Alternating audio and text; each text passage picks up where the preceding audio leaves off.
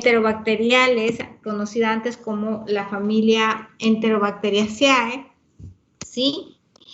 Tenemos al género Aeromonaceae, Vibrionaceae y al género Pasteurilaceae. Ellos son los fermentadores de glucosa. Dentro de la familia Enterobacteriales, que es desde este año cómo se cambió la taxonomía de este género, están gran mayoría de las bacterias que se encuentran colonizando nuestro tracto gastrointestinal. Dentro de estas, de la familia Enterobacteriales, tenemos entonces a quienes, a Echerichia, tenemos a Klebsiellas, tenemos a Yersinia, tenemos a Morganellas, a Providencias, al género Enterobacter, tenemos a Edwardellas, ¿sí? Proteus, no sé si ya lo dije, ¿sí? Salmonella, Shigella. Entonces, dentro de estos, y cada uno que tendrán algunas sus especies, diferentes especies, se encuentran dentro de esta gran familia de enterobacteriales que se caracterizan básicamente por ser bacilos gram negativos y oxidasas negativas, a excepción de un único género como es Plesiomonas, que serán oxidasa positivos, pero de ahí todas el resto son oxidasa negativas. Mientras que en el grupo de los bacilos no fermentadores de glucosa están tanto Pseudomonas aeruginosa, Acinetobacter baumannii, está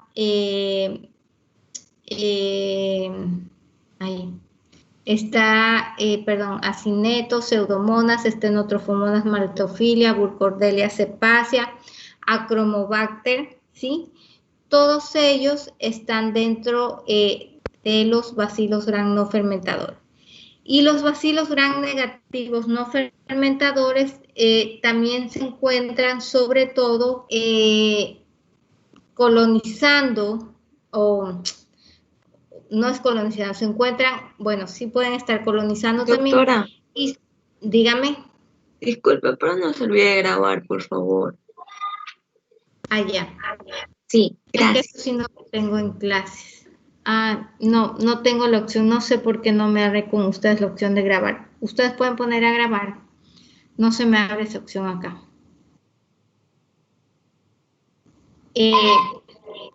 Bien, como les decía, todos estos están más asociados a las infecciones, los no fermentadores, a infecciones intrahospitalarias, ¿sí?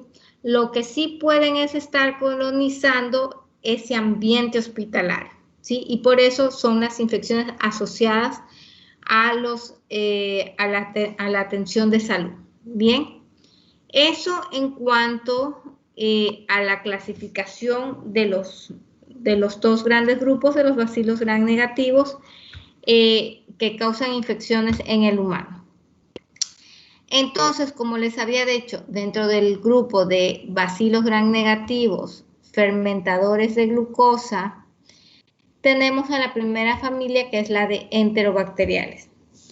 Y hoy en día, hoy vamos a empezar a hablar de cada una de ellas. Vamos a empezar a hablar de Escherichia coli, ¿sí? Que lo encontramos como microbiota normal de nuestro tracto gastrointestinal, ¿sí? Y sobre todo también está muy asociada esta bacteria a diferentes patologías. Una que es universal y que donde sigue siendo el principal agente causal de infecciones de vías urinarias, que se da por la cercanía, que hablamos sobre todo en el caso de las mujeres, del recto hacia la uretra, ¿sí? Entonces es considerada como uno de los principales agentes de infección de vías urinarias. En cuanto a su taxonomía, esta proviene del reino bacteria, de la familia Enterobacteriaceae, hoy en día familia Enterobacteriales, género Escherichia, y hay diferentes especies, siendo la que más importancia tiene a nivel clínico la coli, ¿sí? Escherichia coli fue descrita en 1885 por Theodore von Escherichia, ¿sí? Denominada anteriormente como Bacterium coli, luego cambiada a Escherichia coli. Es Doctora, una, dígame, no estoy disculpe compartiendo. otra vez. Ajá, ajá. Ya. Ahí sí ya la pueden ver. Sí, doctora, disculpe. No, tranquila, perdón. Bueno, es una célula, como nosotros sabemos, está dentro de la familia Enterobacteriales más estudiada en el mundo y es parte de nuestra flora normal. Está dentro de la familia de las células procariotas, ¿verdad? Se encuentra donde generalmente colonizando intestinos de animales y del humano y por ende en aguas servidas o aguas negras. Si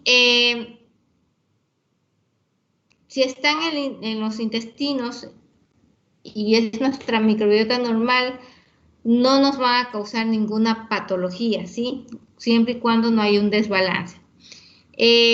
La cepa de Escherichia coli que más afecta al humano es la cepa E. coli o 157H7, que es una de las principales agentes, sobre todo que causa el síndrome urémico hemolítico, llamado el SU. ¿Cuál es la morfología de esta bacteria? Es un bacilo corto, no esporulado, que por ende, si es una bacteria gram negativa, se va a teñir de color rosado y que para leerlo estamos el D, ¿no?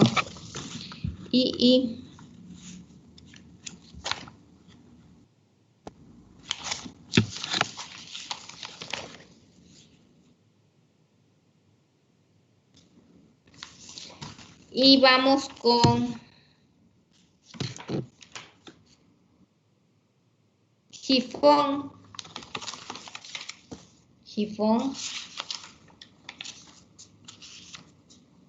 Ah, no, ustedes son de Maya 9, perdón. Vamos con Mendoza. Actívame tu cámara, por favor, Mendoza. Mendoza.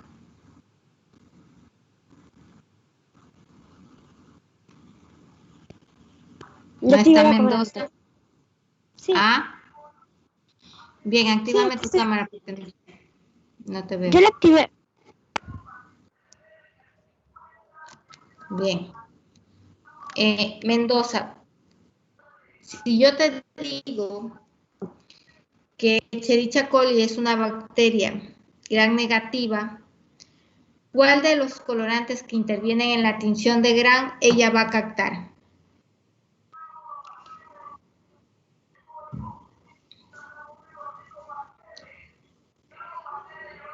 Mendoza. Toma una tinción morada. No. Tinción de los bacilos gram negativos, por eso dije que es una tinción rosada. ¿Qué colorante ella va a captar? La safranina.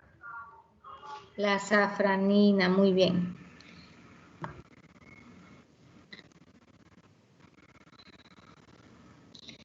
¿Y cuáles son los otros colorantes que intervienen en la tinción de gram?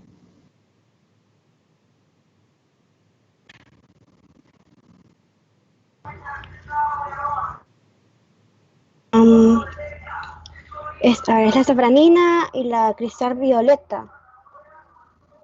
El cristal violeta. Violeta de genciano, cristal violeta. Muy bien.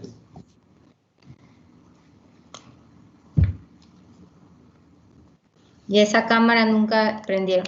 Chicos, ustedes mientras ustedes no me prendan las cámaras, yo les sigo bajando las notas. Yo dije el otro día, todo mundo debe prender sus cámaras. Listo. Bueno, sigo. Entonces, esta se va a caracterizar por ser mótiles, ¿sí? Se mueve por medio de flagelos períticos, o sea que van a rodear alrededor de toda la célula de los flagelos. Son fermentadoras de lactosa, de glucosa y de sacarosa. Producen vitamina K y B y pueden presentar ya sean plásmidos o sobrevivir sin él. ¿Se acuerdan que cuando hablamos de las estructuras de las bacterias, los plásmidos estaban dentro de los elementos facultativos? No es obligatorio que todas las bacterias posean plásmidos. En los requisitos nutricionales y de crecimiento, esta es versátil, se adapta muy bien a su ambiente. Se caracteriza por ser aerobio anaerobio facultativo, que crece en un pH óptimo de 6 a 7, a una temperatura que oscila de 35 a 37 grados centígrados. Es una bacteria dentro de la clasificación de las mesófilas. Habíamos dicho que la mayoría de las bacterias patógenas estaban dentro de este grupo. Y tiene un requisito nutricional de Escherichia coli, es que crece en medios con glucosa. Aquí vemos el gran de bacilo de Escherichia coli, vemos que es un bacilo gran negativo, un poco gorditos, no son tan delgados, característicos de las enterobacterias, ¿sí? Son bacilos gorditos. Gruesos. En cuanto a la epidemiología, ¿sí? La distribución de Escherichia coli es universal. Hay 630,000 casos de diarreas en el mundo y 755,000 muertes al año, dominantes sobre todo en niños y en ancianos. Su periodo de incubación es de 3 a 4 días, rara vez es de 12 horas. Puede estar principalmente de tipos nosocomiales, causa infecciones urinarias y también puede ocasionar, sobre todo, es uno de los principales agentes que causan meningitis neonatal, al igual que Streptococcus agalactiae y al igual que Listeria monocytogenes, ¿sí? También puede causar gastroenteritis, donde dependiendo del tipo de cepa de serología de su grupo, Escherichia coli, dependiendo del serogrupo, son las causantes de las gastroenteritis. Así tenemos como la Escherichia coli enterohemorrágica, la Escherichia coli enterotoxigénica, enteropatógena, enteroinvasiva y la enteroagregativa, ¿sí? En los síndromes clínicos, la Escherichia coli enterohemorrágica, que es la O157H7, habíamos dicho que es capaz de causar el principal síndrome urémico hemolítico, ¿sí? Sobre todo en niños. Puede causar problemas intestinales graves y muchas de las veces ser asintomáticos, o también es capaz de causar diarreas sanguinolentas, infecciones urinarias, colitis hemorrágicas, meningitis neonatales, trombocitopenias, que es la coagulación en el adulto. Se transmite, ¿por qué? Por consumir carne poco cocido, por brotes presentes en lechugas, espinacas, o leche sin pasteurizar, ya que su transmisión es fecal oral, y tener sobre todo en contacto con las aguas hervidas, sobre todo si se utilizan para el riego de los alimentos, y es por eso que nos podemos contaminar. En cuanto a otros síndromes clínicos, tenemos como la Escherichia coli uropatogénica, sí, que causan el 90% de las infecciones urinarias. Básicamente que pueden ser de los dos tipos, como la cistitis, que son infecciones de vías urinarias bajas, y las polionefritis, que son las infecciones de vías urinarias altas. La adesina que está asociada a esta causa de infección urinaria es la Fimbria P, ¿sí? Que pueden llegar a ocasionar también pielonefritis. En la Escherichia coli enteropatógenas, ¿sí? La principal causa es de diarrea infantil.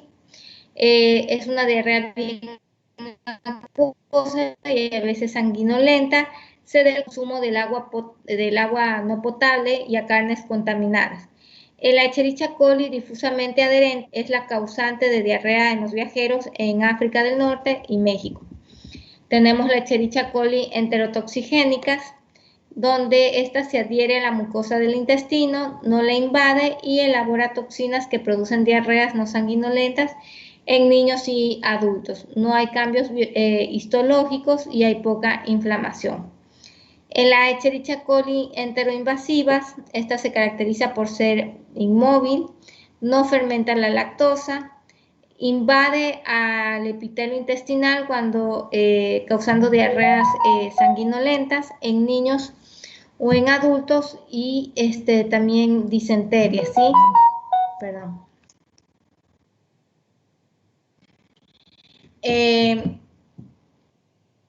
También suelen ocasionar artritis y arteriosclerosis por la liberación del calcio en grandes cantidades, impidiendo la solidificación ósea. Dentro de los síndromes clínicos, Escherichia coli enteroagregativa, sí, se adhieren a la mucosa intestinal y pueden vivir mucho tiempo en el intestino, lo cual produce una diarrea persistente. Tenemos las Escherichia coli, como les había dicho, que causaban las meningitis en los neonatos, y esto se da sobre todo las de tipo K1, que es la que poseen el antígeno capsular K1, que van a inhibir la fagocitosis, invaden a la corriente sanguínea de los infantes y en la nasofaringe y luego se transportan a las meninges. En cuanto a las patogénesis, existen sobre 700 serotipos que se basan en sus antígenos, tanto el antígeno O, el somático O, el antígeno flagelar H y el K. La mayoría están asociadas a diarreas y tanto en cerdos, en races y en humanos. Las adhesinas que están presentes en los extremos de la fimbria de Escherichia coli se van a adherir a los tejidos epiteliales y es así como a través de su proteína adenilciclasa. Ya vimos cuáles son las acciones de Escherichia coli. Tenemos cuáles son sus factores de virulencia. Tenemos a las toxinas, tanto los lipopolisacáridos, que son las endotoxinas, importantísimas, sobre todo como la toxina Shiga, que es termolábil y termoestable. Poseen plásmidos transmisibles, adhesinas del fimbria, que son tanto la fimbria tipo 1, la fimbria P y la adhesina X. También poseen hemolicinas, que son exotoxinas, las bacteriocinas, el intercambio genético por transducción y conjunción. En el diagnóstico de esta bacteria podemos ver que sus principales pruebas tenemos tanto la prueba del triple azúcar hierro, donde es fermentadora de glucosa, de sacarosa y de lactosa, por ende todo el medio se va a volver amarillo, tanto el fondo como el pico, ¿sí? Y no es productora de gas sulfídrico. En la prueba del citrato, esta bacteria se va a caracterizar por ser citrato negativa, el Bowers-Proskauer es negativo, el rojo de metilo positivo y la prueba del indol positivo, característica. Crecen muy bien en el agar MB Levin, que es un medio diferencial donde Escherichia coli van a producir un color verde metálico por la formación de la lactosa. La prueba de la ureasa es negativa y en el agar McConkey, cuando se le añade el sorbitol, permite el desarrollo sobre todo de la Escherichia coli O157H7, perdón. Y puedo emplear también técnicas de biología molecular como las PCR para detectar los diferentes genes de virulencia o de resistencia que pueda tener esta bacteria. Entonces aquí tenemos un agar McConkey, que estos dos y el agar MB son agares selectivos para el crecimiento de los bacilos gram negativos, ¿sí? Aquí observamos el MB, donde vemos las colonias verdosas brillantes de Escherichia coli. Habíamos dicho que todos los géneros de la familia de enterobacteriales eran oxidasas negativos. El TCI, la prueba del TCI, del triple azúcar hierro, se caracterizaba por ser el fondo y el pico, sí, que está roto por la producción de gas que tiene, amarillos. La prueba del indol positivo, rojo de metilo positivo, Bowers postcomer negativo, y la prueba del citrato también negativa, que son características. ¿Qué tratamientos podemos emplear con Escherichia coli? La mayoría de los pacientes se recuperan sin ningún antibiótico en 10 días. Cuando el paciente sufre de síndrome urémico hemolítico, muchas de las veces hay que hacer diálisis y transfusiones de sangre. No se recomienda usar agentes antidiarreicos como el Imodium, y lo que sí hay que hacer es mantenerlos hidratados. Son resistentes a muchos antibióticos como las tetraciclinas, streptomicinas, neomicinas y las sulfatrimentoprim. Algunos antibióticos beta-lactámicos, tales como ampicilinas y cefalosporinas, son eficaces en tratamientos de meningitis. Esta es una bacteria que puede tener diversos mecanismos de resistencia, tanto a las diferentes drogas, aminoglucósidos, a beta-lactámicos, ¿sí? A fluoroquinolonas. Ellos pueden tener diversos mecanismos de resistencia. Sí, cuanto a Escherichia coli. Luego vamos a hablar de Proteus, ¿sí? El género Proteus. Lo descubre Hauser, lo describe en 1885 y describe este término por 3 tipos de organismos aislados de carnes putrefactas. ¿Cuáles son las características? Son bacilos gram negativos móviles, no forman esporas, fermentan glucosa, son catalasas positivos, oxidasas negativos, reducen tanto los nitratos a nitritos y son productores de la fenilalanina desaminasa. Son considerados como patógenos oportunistas, ¿sí? Ellos pertenecen a la tribu Proteae. ¿Quién es la tribu Proteae? La tribu Proteae es tanto Proteus, Morganella y Providencia. El género Proteus, existen 3 especies fundamentalmente que causan infecciones en el humano, como son Proteus vulgaris, Proteus perneri y Proteus mirabilis, siendo la más frecuente Proteus mirabilis, ¿sí? En cuanto al cultivo, crece en medios corrientes y a temperaturas corporales alrededor de 35 a 37 grados centígrados, ¿sí? Es una buena temperatura para su desarrollo. Y puede ser empleados medios selectivos como el agar McConkey, que me va a crecer bien, en agar sangre, en agar chocolate, en agar nutritivos. Lo que sí es característico sobre todo Proteus mirabilis, que son capaces de esconder lo que nosotros denominamos el swarming, ¿sí?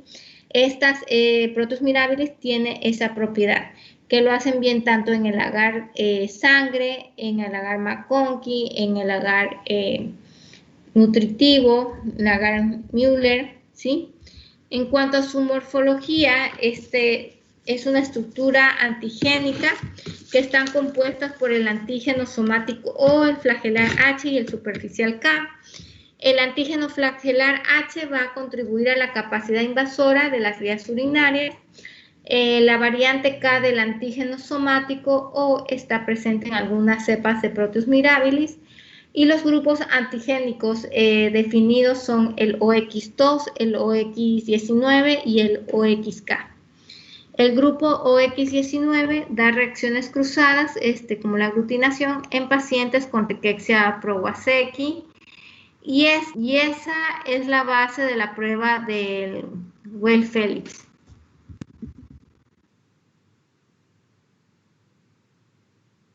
En cuanto a la patología, se encuentra en la flora normal intestinal. Son resistentes a los antibióticos, excepto Proteus mirabilis, que es sensible a la penicilina, pero la resistencia natural de Proteus mirabilis va a ser resistentes a polimixinas, a nitrofurantoínas y a tetraciclinas. Estas van a causar ¿qué tipo de patologías? Infecciones urinarias, septicemias, lesiones purulentas en diferentes órganos, ¿sí? ¿Y cuáles son los factores de virulencia de Proteus? Tenemos a los flagelos, a las fimbrias, a las proteínas de membranas, a la enzima ureasa, a las hemolicinas y no produce toxinas solubles. Entonces, en las infecciones del tracto urinario, ¿sí? Va a causar tanto infecciones ya sean de vías bajas como son las cistitis o altas como es la pielonefritis. Recuerden que algún rato yo hablé que tanto Proteus, providencias y morganelas estaban asociadas son microorganismos que están asociados a un pH alcalino y por ende estaban asociados también a pacientes, a infecciones urinarias, sobre todo en pacientes litiásicos, litiásicos son los productores de cálculos renales, ¿sí? Y por eso tienen preferencia por las orinas alcalinas. Aquí hablamos del Schwalm, si ven que aquí también el agar McConkey me lo producen, el agar sangre. En el cultivo ellos van a crecer bien en medios corrientes, moderadamente selectivo, forman capas diseminadas por su movilidad, variantes móviles, colonias lisas, colonias blanquecinas y hemolíticas en agar sangre y colonias transparentes en el agar McConkey porque son lactosas negativas y forman el fenómeno de Schwalm. Hablamos del tratamiento, todas las especies son resistentes a ampicilina, excepto Proteus mirabilis, que es sensible a ampicilina, y tienen una sensibilidad variable de inhibirse a penicilina, aminoglucosis 2 y cefalosporina. Proteus vulgaris va a ser resistente también a cefalosporinas de primera generación, ¿sí? Y también a nitrofurantoínas y tetraciclinas. Bien, eso en cuanto a Escherichia coli y Proteus. Ahora vamos a hablar de un género muy importante también, como es el género de Klebsiella, donde hoy en día, sobre todo Klebsiella pneumoniae, se ha vuelto el terror de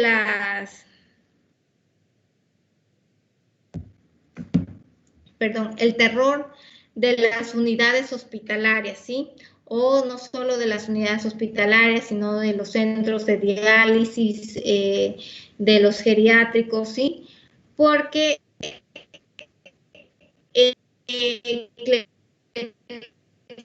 la neumonía es una bacteria, como diríamos, es muy fácil de detectar los diferentes mecanismos. ¿Están ahí? ¿Sí me escuchan? Sí, doctora. Aunque el sitio sí se escucha un poco entrecortado. Pero ajá, entrecortado se escucha. ¿Ahí mejoró o no? Sí, definitivamente. Sí. Entonces eso les decía que Klebsiella pneumoniae es una bacteria que se caracteriza por captar muchos mecanismos de resistencia. Y hoy en día fue la principal donde encontramos se descubrió el principal mecanismo de las carbapenemasas, como son las KPC, ¿sí? Que ha puesto en jaque a todas las unidades hospitalarias, ya sean aquí localmente en el país o a nivel mundial e inclusive privadas o públicas, porque esta es una bacteria que ya nos dejan sin recursos de antibióticos para combatir las diferentes infecciones. Y es mucho más grave si hablamos de pacientes críticos, pacientes que están totalmente complicados y que es bien difícil que ellos salgan, la verdad. Entonces, tiene su nombre en honor a Edwin Kleks, que fue un microbiólogo alemán del siglo XIX. Fue descrita por Karl Friedlander, ¿sí? Y al principio se lo denominó como el bacilo Friedlander. ¿Cuál es su clasificación? En su taxonomía pertenecen al dominio bacteria, al filo proteobacteria, a la clase Gamma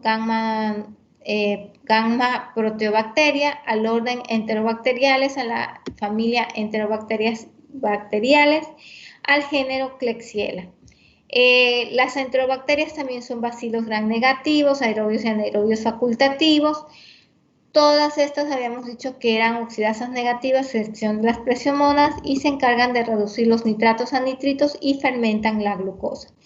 ¿Cuáles son las especies de interés médico? Tenemos tanto a Klebsiella oxytoca, que se considera como un organismo comensal oportunista, Klebsiella pneumoniae, que es considerado el patógeno, Oxanae, también patógena, y la Rhinocleromatis, que también es considerada como una especie patógena. Klebsiella pneumoniae está como microbiota normal, sobre todo el tracto gastrointestinal, ¿sí? Puede en mínimas cantidades colonizar la piel también. Las bacterias se caracterizan por ser inmóviles, capsuladas, porque tienen un polisacárido. Miden generalmente de 0.5 a 2 micras y de longitud y de 2 a 2.4 de diámetro. No son esporuladas.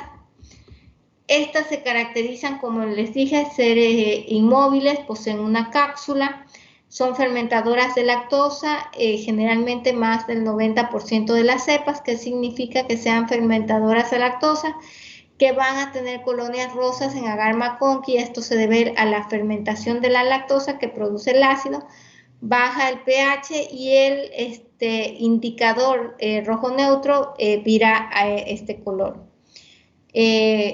Oxidasas negativos, catalasas positivas. ¿Cuáles son sus factores de virulencia? Estas se caracterizan por ser una cápsula gruesa de polisacáridos, poseen un antígeno capsular, perdón un ratito, un antígeno capsular K, un antígeno somático O, están constituidas de carbohidratos, donde hay 83 tipos diferentes. Poseen los pilis de adherencia a epitelios respiratorios y urinarios, son factores de secreción bacteriana 1 y 2. Poseen también enterotoxinas y endotoxinas y tienen una alta producción de ureasa. Las adhesinas son las que les van a permitir fijarse sobre todo a los aparatos respiratorios y urinarios. Klebsiella pneumoniae se caracteriza por ser unas colonias mucosas, ¿sí? El gen asociado a la mucoviscosidad, que es el MAC-A, está localizado en un clúster que define el serotipo capsular K1 y que codifica una polimerasa capsular. El regulador del fenotipo mucosa A, que es el RMPA, es un regulador de la síntesis extracelular de polisacáridos y se asocia con el fenotipo hipermucoso. Entre los sistemas de adquisición de hierro tenemos que son los sideróforos, ¿verdad? ¿Se acuerdan? Tenemos la enterobactina, la aerobactina y la yersinia-bactina, ¿sí? Y el KFU. El gen ALAIS, que está asociado con el metabolismo de la alantoína, está fuertemente correlacionado con los aislados de Klebsiella pneumoniae de accesos hepáticos sobre todo. Tenemos los genes de adhesión de tipo fimbria y no fimbria, como el YCFM, el KPN y el MRK. Entre las enfermedades y síntomas, sí tenemos que excreta una endotoxina lábil al calor de gran potencia. Klebsiella pneumoniae es agente causal de infecciones nosocomiales o intrahospitalarias, habíamos dicho infecciones del tracto urinario, neumonías, infecciones de tejidos blandos, necrosis, inflamaciones, hemorragias de los tejidos pulmonares, fiebres repentinas, congestiones en el pecho, escalofríos, náuseas, expectoraciones de esputo, sobre todo en casos de neumonías.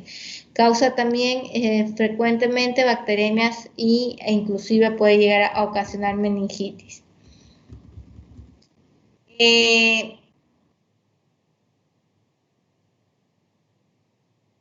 Habíamos dicho que hoy en día es considerado uno de los principales agentes de neumonías, ya sea si son con factores de riesgo los pacientes como alcoholismo, puede ser diabetes, pueden ser asociadas a la comunidad, pero a nivel de intrahospitalario recuperamos Klebsiella pneumoniae gran cantidad en muestras de aspirados traqueales o lavados bronquiales, por eso se las considera como agentes de neumonías intrahospitalarias.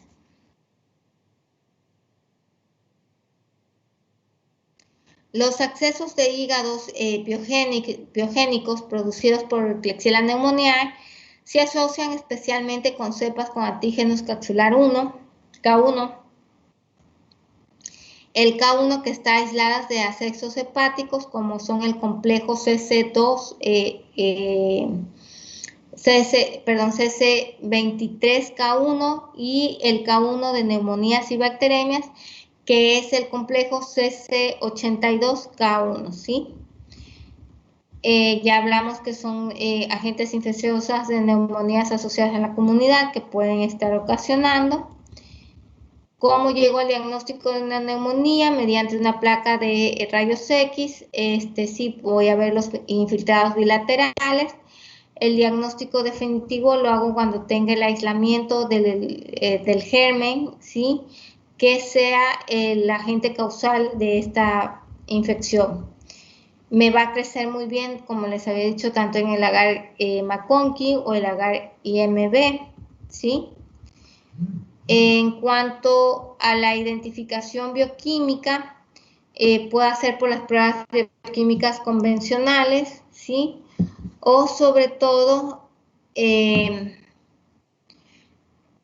con pruebas como galerías, la famosa galería API, que son pruebas comerciales, o lo que utilizamos hoy en día en los hospitales, que son los equipos automatizados para identificación y susceptibilidad, que en el mercado podemos encontrar de diversas de diversas marcas, como son tanto de empresas Zimmer, que es el Vitek 2, el Phoenix, o Sensitrip, ¿sí?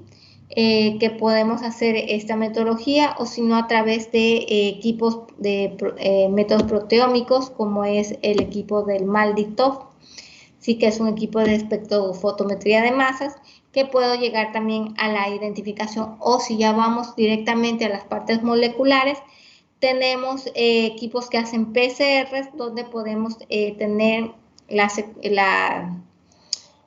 amplificación, ¿sí? Y poder determinar si estamos frente a estos microorganismos. Inclusive estas pruebas de PCR en tiempo real, ya algunos vienen para saber si ellas poseen ya algún mecanismo de resistencia, ¿sí? Entonces, en las pruebas bioquímicas para diferenciar Klebsiella, se caracteriza por ser igual tanto el fondo, que esto es lo que nosotros llamamos el fondo, ¿sí? Y esto es lo que nosotros llamamos el pico. Tanto el fondo como el pico acidifican, por ende vuelven el medio todo color amarillo, pero son gran productoras de gas, por eso que inclusive elevan el medio, ¿sí? Lo rompen, y eso es característica de ellas. También tenemos la prueba de la urea, que se caracteriza por ser positiva. La prueba de la LIA, o que le decimos el agar hierro-lisina, que va a dar una descarboxilación de la lisina. Y la prueba de la motilidad del indol y de la ornitina, donde el indol será negativo, la motilidad negativa, a diferencia de Chericia, que ellas son móviles, ¿sí? ¿Qué más? La ornitina es también una prueba negativa. Y lo que ellos sí se van a diferenciar de Escherichia coli también es que ellas van a dar la prueba del citrato positiva, o sea, me van a cambiar el medio del color verde, que es el medio generalmente, a un color azul, a diferencia que la Escherichia coli era citrato negativo. Tenemos aquí las pruebas, los métodos de PCR, ¿sí?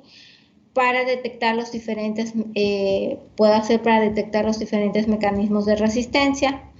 Los tratamientos adecuados de Klebsiella. Debo decir que la Klebsiella naturalmente, intrínsecamente, genéticamente, son resistentes a ¿quién? Ampicilina, son resistentes a ticarcilina. Fuera de eso, todos los antibióticos, o sea, antibióticos como cuáles, como aminoglucósidos, como cefalosporinas de primera, tercera y cuarta generación, como carbapenem, ¿sí? Como fluorquinolonas, como trimetoprim sulfametosazol, van a ser sensibles, salvo y cuando ellas no tengan ningún mecanismo de resistencia. Como yo les había dicho, ellas pueden llegar a tener diferentes mecanismos de resistencia a diferentes tipos, familias de antibióticos.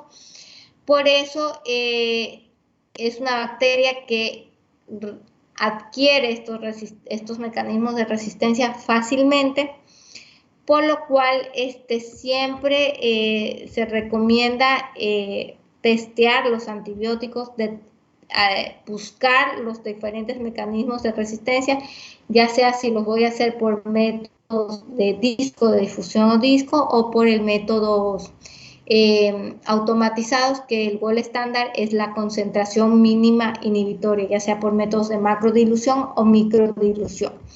Siempre buscar la resistencia que exista a estos microorganismos. Entonces, así tenemos también resistencias a fluorquinolonas, aminoglucósidos, a betalactámicos.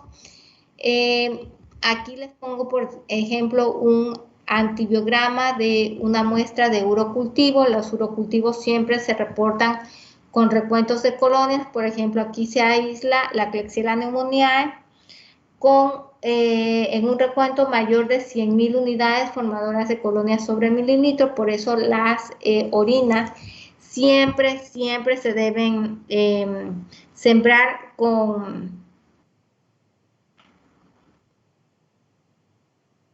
siempre se deben sembrar con asas calibradas.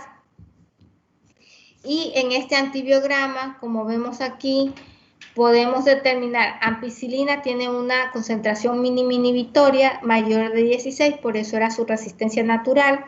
Obvio que este antibiótico no tengo ni siquiera lo debería reportar porque es una resistencia natural. Pero si ustedes se dan cuenta, aquí tengo amoxiclavulónico con una SIN menor o igual a 8,4, que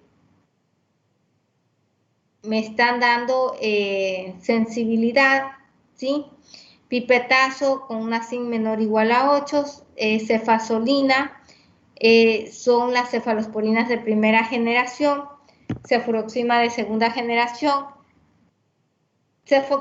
cefoxitina de segunda generación, cefotaxima y ceftazidima son cefalosporinas de tercera generación, al igual que cefepime, céfalo de cuarta generación. Tengo Astronan, tengo los carbapenemes, tanto ERTA como imipenem, los aminoglucósidos como Genta, Tobra y Amica. Tengo la tigecyclina, a la fluorquinolona, que es la ciprofloxacina, y al cotrimoxazol o trimetoprim sulfametosazol. Aquí veo que la resistencia a esta ampicilina se debe a que poseen naturalmente una beta-lactamasa del grupo CHB1 que le confiere esta resistencia, ¿sí? Y por ende, ¿qué tratamientos yo empezaría con Klebsiella pneumoniae si tengo cepas sensibles? Yo puedo empezar primeramente con cefalosporinas de primera generación, que es vía oral, o otra que sea vía oral, que me podría ir bien si hay sensibilidad, puede utilizar o fluorquinolona o cotrimoxazol, ¿sí? Amoxiclavulónico estaría bien, pero siempre acuerdan que amoxiclavulónico lo reservo para infecciones respiratorias, más que para infecciones de vías urinarias, ¿sí? Una cefalosporina de primera generación me va muy bien y es tratamiento oral. Bien, eso en cuanto a Klebsiella pneumoniae. Ahora vamos a hablar de los géneros Shigella y Providencias. Shigella fue descubierta por Kiyoshi Shiga, descrita en 1898, que es un bacteriólogo japonés. Se lo considera exclusivo en el hombre, en el intestino, ¿sí? Y tiene una semejanza con Escherichia coli, sobre todo por causar el síndrome urémico hemolítico, ¿sí? En 1888 el primer cultivo lo realizaron. En 1898 tenemos está estudiada ya la toxina Shiga, y en 1900 tenemos ya el aislamiento de los bacilos. En cuanto a su taxonomía, pertenecen al dominio bacteria, al filo proteobacteria, la clase Gamma proteobacteria, al orden enterobacteriales, a la familia enterobacteriales y al género Shigella. Shigella produce una infección invasiva del intestino con transmisión fecal-oral. Es una de las causas más frecuentes de diarreas en el viajero. La incidencia es mayor en países en desarrollo y afecta a niños con más frecuencia que a los adultos. A diferencia de otros enteropatógenos, su único reservorio es el hombre. En cuanto a su epidemiología, es la causa más frecuente y constante de diarreas en países en todo el mundo. Generalmente los niños menores de 15 años son los que factor de riesgo o los que más incidencias tienen. Homosexuales, su transmisión es fecal-oral y su dosis infecciosa es menor o igual a 200 microorganismos, ¿sí? Entonces son bacilos gram negativos, inmóviles, anaerobios facultativos, pero se reproducen mejor en condiciones aerobias. Son bacilos cortos sin agrupación, no esporulan, no presentan cápsula, tienen un DNA similar en un 70 al 75% con la Escherichia coli, habitan en el tubo digestivo de los seres humanos y otros primates y no fermentan la lactosa, pero sí la glucosa. En cuanto a Shigella, de acuerdo a su antígeno O, también hay 4 especies con 43 serotipos. Tenemos la estructura antigénica formada tanto por el antígeno somático O, que puede no tener y no puede tener el K. Pasa el pH estomacal y las dosis infectantes que ya vimos que eran de 100 a 200, o sea, menor o igual a 200 bacterias para ya hacer su dosis infecciosa. Su vía de transmisión es la fecal oral, raramente en sangre. Tenemos los 4 serogrupos importantes, como son el serogrupo A, que dentro de ese está Shigella dysenteriae, donde consta de 12 serotipos. Tenemos el serogrupo B, que es Shigella flexneri, donde tenemos 6 serotipos. El serogrupo C, que tenemos Shigella boydii, donde tenemos 23 serotipos. El serogrupo D, que tenemos a Shigella sonnei, donde tenemos un serotipo, ¿sí? Entonces, tanto Shigella dysenteriae como Shigella flexneri, Shigella boydii y Shigella sonnei van a ocasionar mannitol. Se caracterizan por dysenteriae, ser mannitol negativo. Tanto flexneri, boydii y sonnei se caracterizan por dar la prueba positiva. Las que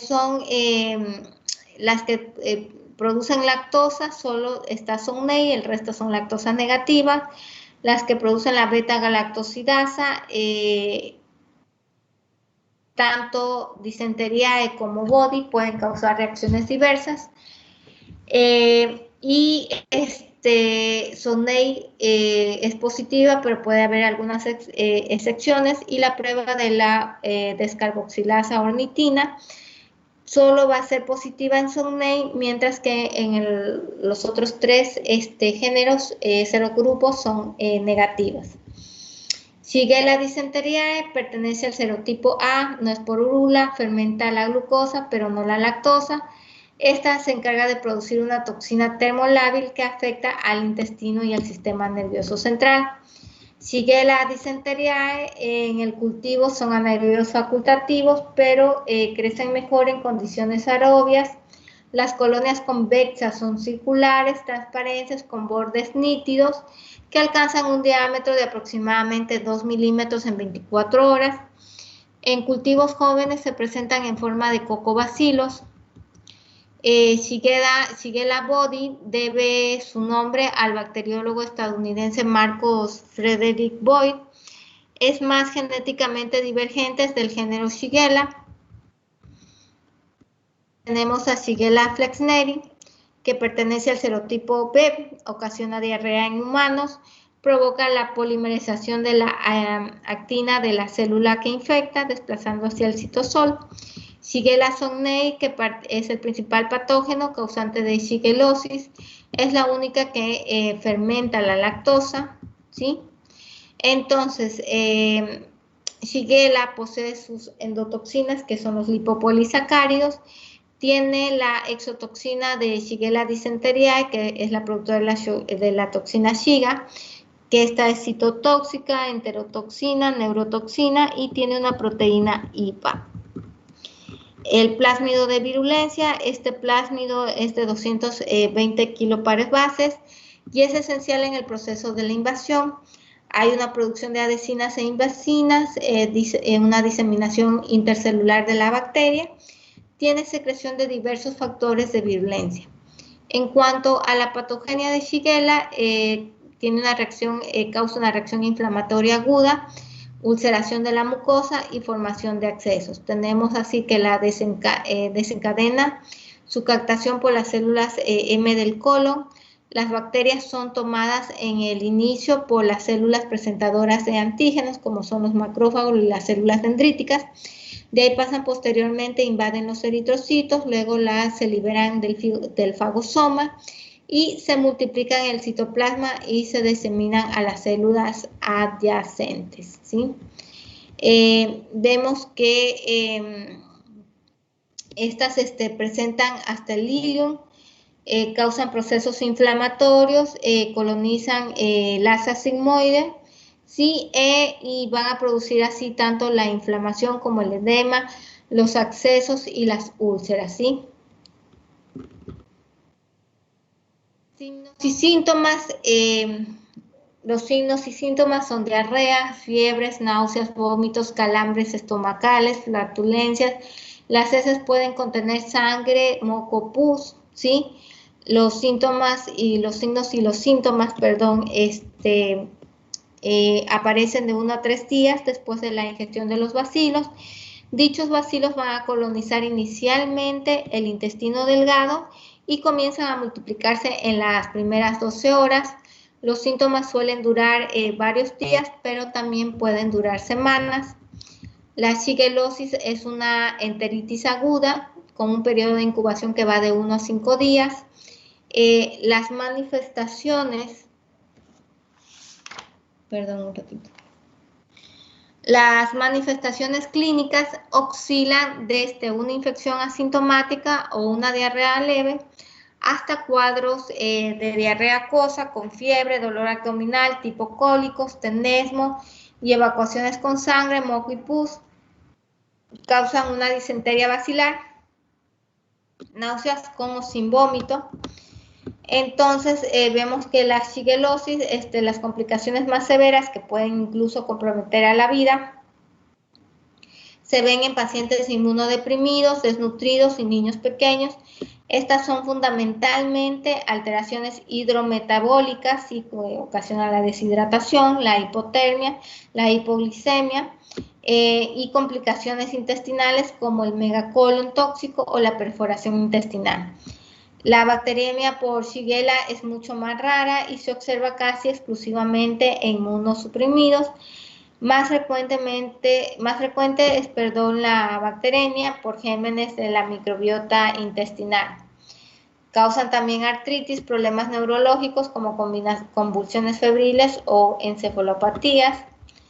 Así tenemos que el síndrome urémico hemolítico, aunque puede ser causado también por Escherichia coli, porque también es productora Escherichia coli de la toxina Shiga, ocurre generalmente cuando una infección en el aparato digestivo produce sustancias tóxicas que destruyen los glóbulos rojos, causando así las lesiones de los riñones, y los síntomas cuáles son: sangre en las heces, irritabilidad, fiebre, letargo, vómitos y diarreas, y la debilidad. Entonces tenemos que diferenciar, aprender a diferenciar tanto en una diarrea y una disentería. Las diarreas son heces acuosas sin sangre ni mocos, mientras que las disenterias son heces mucosas que pueden presentar sangre. Las diarreas pueden o no pueden causar dolor abdominal. En la disentería usualmente presentan dolor abdominal. En la diarrea fiebre es menos común, mientras que en la disentería la fiebre es más común. En la diarrea afecta el intestino delgado, mientras que en las disenterias afectan el colon. En las diarreas no hay lisis celular. En la disentería se destruyen las células epiteliales. La diarrea tiende a ser de tipo viral, mientras que las disenterias son causadas ya sea tanto por Escherichia coli o por la toxina Shiga, por la Shigella que producen la toxina Shiga. La diarrea no requiere antibióticos y las disenterias sí. Entre las pruebas y exámenes que hacemos tenemos la deshidratación deshidratación que va a aumentar con la frecuencia cardíaca rápida y presión arterial baja, sensibilidad abdominal, contagio de glóbulos blancos, ¿sí? El cultivo de Shigella se desarrolla bien en los medios sencillos, más que todos los medios selectivos, como van a ser el agar XLD, el agar Salmonella Shigella o el agar Hectoen, que son medios selectivos, pero también me crecen bien en agar nutritivo, agar triticasa soya, agar sangre. En cuanto al diagnóstico, le hacemos el aislamiento en los medios diferenciales. Las colonias de Shigella son lactosas negativas, por eso van a ser colonias transparentes, translúcidas u opacas, y suelen ser lisas. Aquí vemos cómo crecen en el agar XLD, en el agar McConkey. ¿Sí? En cuanto a la diferencia que hay entre el género Escherichia coli y la Shigella, vemos que en la morfología las dos son bacilos, en la extensión de Gram son igual bacilos Gram negativos. En cuanto a la tolerancia del oxígeno, las dos van a ser aerobias, anaerobias facultativas. La esporulación no poseen. Sus temperaturas son dentro del grupo de las mesófilas, o sea, crecen bien a temperaturas de 37 grados centígrados. La Escherichia coli se caracteriza por ser una bacteria mótil, mientras que Shigella es inmóvil, o sea, no tiene motilidad. El indol en Escherichia coli va a ser positivo. En la Shigella también son positivas, a excepción de Sonnei. Las pruebas del rojo de metilos bioquímicas serán positivas para las dos. La catalasa son positivas, excepto en Shigella dysenteriae. Las pruebas de la oxidasa son negativas, lactosa positiva, la Escherichia coli, mientras que Shigella son negativas. Las glucosas, las dos son fermentadoras de glucosa. Escherichia posee gas y Shigella no posee gas, ¿sí? Estas son las pruebas características. En cuanto al tratamiento se pueden emplear ciprofloxacina, ampicilinas, tetraciclinas, trimethoprim sulfametosazol, cloranfenicol, ¿sí? Que son comúnmente inhibitorios para las Shigellas aisladas y pueden suprimir los ataques clínicos agudos de disentería, cortar la duración de los síntomas. Epidemiología, prevención y control se transmiten a través de alimentos, dedos, heces y moscas de una persona a otra. La mayor parte de casos de infección ocurre en niños menores de 10 años. Shigella, el principal reservorio de Shigella son los humanos. Por lo tanto, el control debe darse para eliminar los microorganismos de este reservorio mediante cuáles: control sanitario del agua, alimentos y leche, disposición de la basura y control de las moscas, aislamientos de pacientes y desinfección discretas, detección de casos subclínicos y portadores, tratamientos con antibióticos de individuos infectados. tenemos el género finalmente de Providencia. Esta proviene, su taxonomía está dentro del dominio Eubacterium, el filo 12 Proteobacterias, clase 3 Gamma Proteobacterias, orden 12 Enterobacteriales, familia 1 Enterobacteriales bacteriales hoy en día. Sí, y el género es Providencia. Providencia, dentro de las especies que generalmente suelen estar causando patologías en el humano, tenemos Alcalifaciens, a Stuarti y a Ranieri, siendo las más comunes tanto Ranieri como Stuarti. Van a causar infecciones de vías urinarias.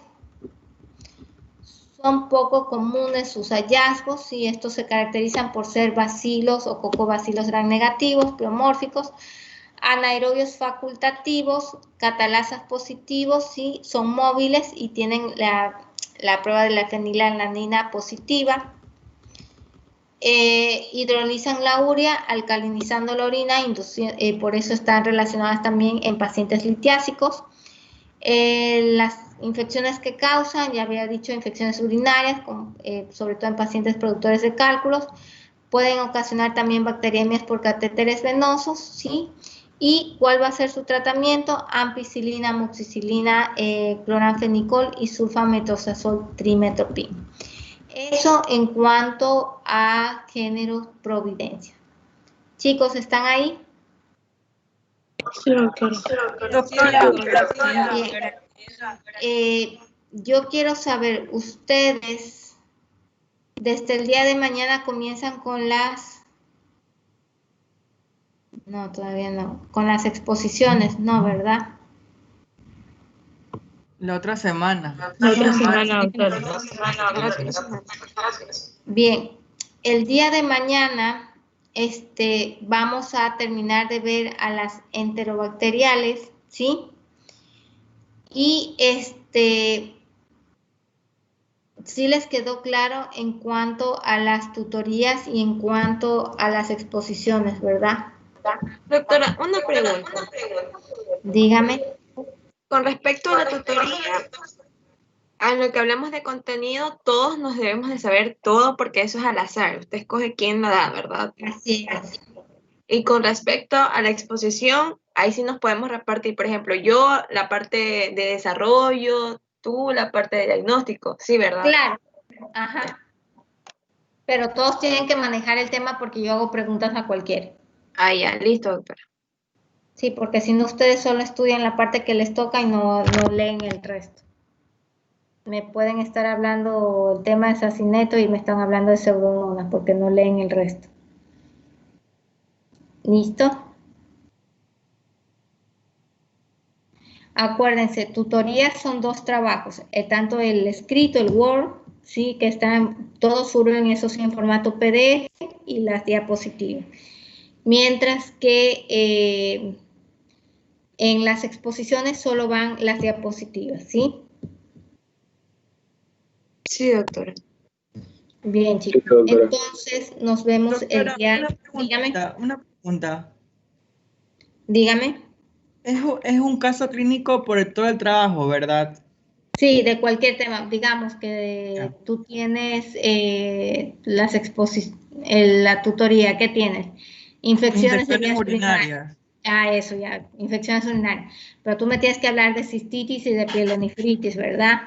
Entonces, pero de ahí tú me pones de todos los patógenos que me puedan causar infecciones de vías urinarias, tú vas a coger un caso clínico de una paciente que tuvo una cistitis, digamos que y que es una gestante, que por una enterococo fecalis. ¿Ya? Y eso tú desarrollas tu caso clínico. Gracias, doctora. Perfecto.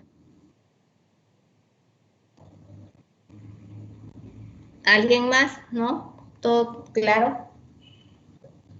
Doctora, una pregunta. Dígame. Es sobre el tema de tutoría. Mi grupo tiene el tema de sepsis extrahospitalaria. Pero Ajá. he estado buscando información, pero no me ha salido ninguna información. Me sale como corrección sepsis intrahospitalaria, no extra. Hay intrahospitalarias y extrahospitalarias. No sé si alcanzas a ver este libro. Sí, ya. ¿Sí pueden verlo? Sí. ¿Sí? Aquí tienen muchos temas para que tienes. Tú tienes sepsis extrahospitalarias, ¿verdad? Sí. Inclusive aquí tú tienes una tablita muy linda, un cuadro. Y por ejemplo, en las extrahospitalarias, ¿cuáles son los focos? ¿Sí? Tenemos infecciones urinarias, tenemos focos ginecológicos, gastrointestinales o de vías biliares, tenemos de piel y partes blandas, de sistemas nerviosos, meningitis, ¿sí? Y vas desarrollando ahí cuáles son la etiología posible de diferentes focos, ¿sí? Pero que son consideradas como sepsis extrahospitalarias. Bien. ¿Cómo se llama el libro? O sea, solo me salía el título. Enfermedades infecciosas. Es de Omar Palmieri, ¿sí? Marcelo Corti, Gerardo Laube y Ricardo Negroni. Gracias, doctora.